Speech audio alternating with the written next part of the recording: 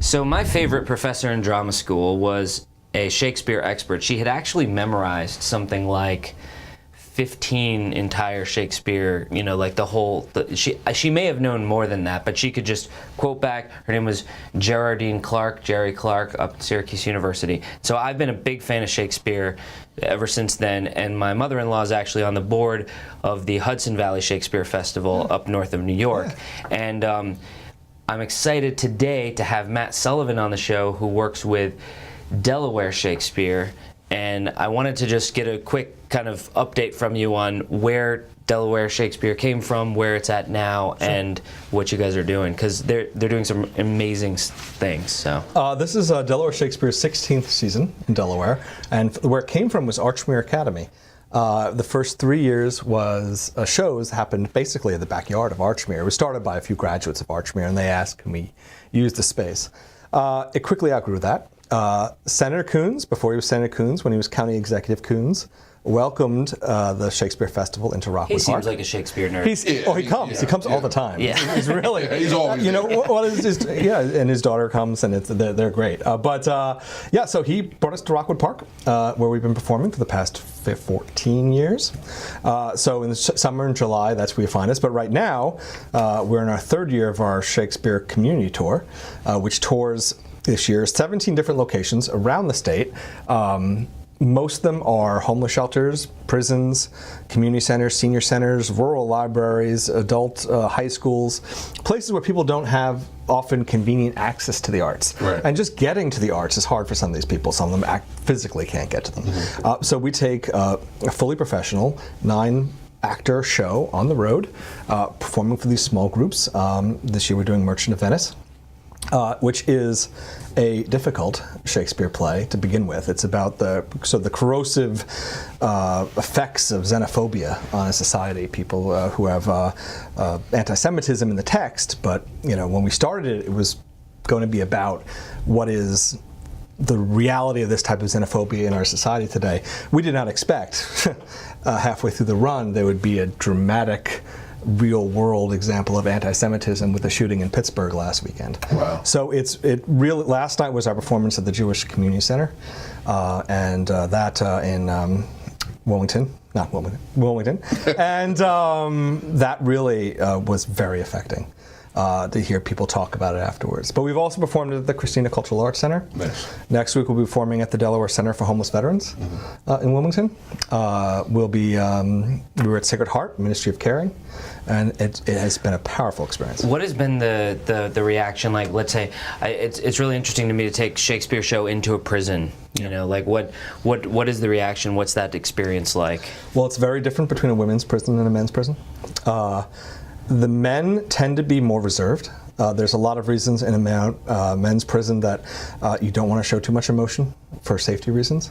But last year they were very quiet, and we got a comment afterwards. Someone said, "Thank you for coming. This is the first time we heard live music in 14 years." Wow. And that was, deeply affecting to us. The women's prison, they are a little looser, and frankly, they are ready to laugh. Wow. They want something that sort of takes them out of the day-to-day. And so wherever the comedy is in the show, they are right there for it, and they're very excited for it. And we do original music. There's instruments at every performance. It's part of the show. There's usually some dancing. It's a very different experience than the day-to-day. So what's it like when you take Shakespeare into the urban community? Because I know, like myself, I didn't grow up on Shakespeare. Sure. So what's that like? What's that experience like? And how was it received? Yeah, it's received very well. It has to be good, and that's why we have a professional cast. Shakespeare delivered by strong professionals is understandable. Okay. And it conveys the meaning, usually conveys the language very well. It's not hard to understand if it's done well. So, we started the community tour started 2 years ago. The Hope Commission's Achievement Center was the first place we ever performed. Right. And one guy there, I remember, he came afterwards, he loved it. He kept raving about it. And they said, I didn't really like the play. Right. And I'm like, well, what part did you like? The play is kind of the thing, right? And it's like, it was the intensity and the preparation these actors go through to deliver this part. Right. And he says, I can see the work, and I can see what that means. And that meant a great deal to him that was coming out. It helps that our casts are intentionally deeply diverse. Right. And the audiences really do see themselves on stage. And every their time, experience. every time I go to a Shakespeare show, it's the same thing. It starts off, and for the first like 10 minutes, I'm like, I don't understand what anyone's saying, and then Then you get it. Suddenly, I'm like in it, and it's no longer like I'm trying to understand what they're saying. Right. I'm just kind of following what's happening. It's really crazy experience because a lot of the language is like way out there. Yeah. But yeah, that's really cool. And you guys call it Del Shakes, is that right? Well, Del Shakes for short, yes. Del Shakes. Del It's a Shakes. cool name, Del Yeah, Shakes. exactly. Yeah. So what's like what? So we're not, how many shows do you have left this year? And then it comes around every year at the same time. Can you give us kind of the essential facts of it so that people can check it out? So our two main productions are our summer show in July, Rockwood Park, which goes on for 3 weeks. Our community tour, which is between October and November. It's 4 weeks this year. Right now we're midway through the run of Merchant of Venice. There are more performances next week, and then it concludes with 2 ticketed studio performances at Opera Delaware Studios right near here on November 17th and 18th. So people can buy tickets to those, but every show that we do, except for the ones in the prisons, are open to the public, and we invite the public in because we want the public to be. These are not meant to be performances just for these communities.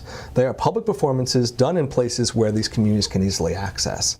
But everyone should feel comfortable coming. Right. And that's been part of the real fun, is seeing the entire community at, for example, Rick Van Story Resource Center last year, a homeless shelter with other just folks coming in from the banks and sitting together and watching the show. And there's a lot that happens in that room when there's that much diversity in the audience. Yeah. The show is just better when you have that kind of experience. Who's your favorite Shakespeare character? My favorite Shakespeare character? Probably Benedict. Let's see a little part of it. I can't do it. Come on. I don't have it.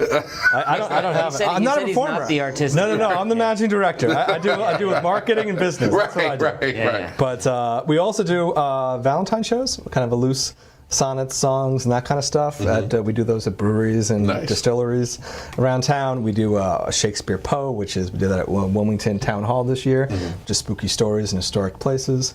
We do other stuff through the course of the year. Nice. Very cool. Well, thanks for telling us about Del Shakes. Give them the website. That's www.delshakes.org. That easy. There it is, delshakes.org. Make sure you like, comment, and subscribe. And if you have any positive stories that Zach and myself need to talk about, be sure to submit it at stories.wilmington.love.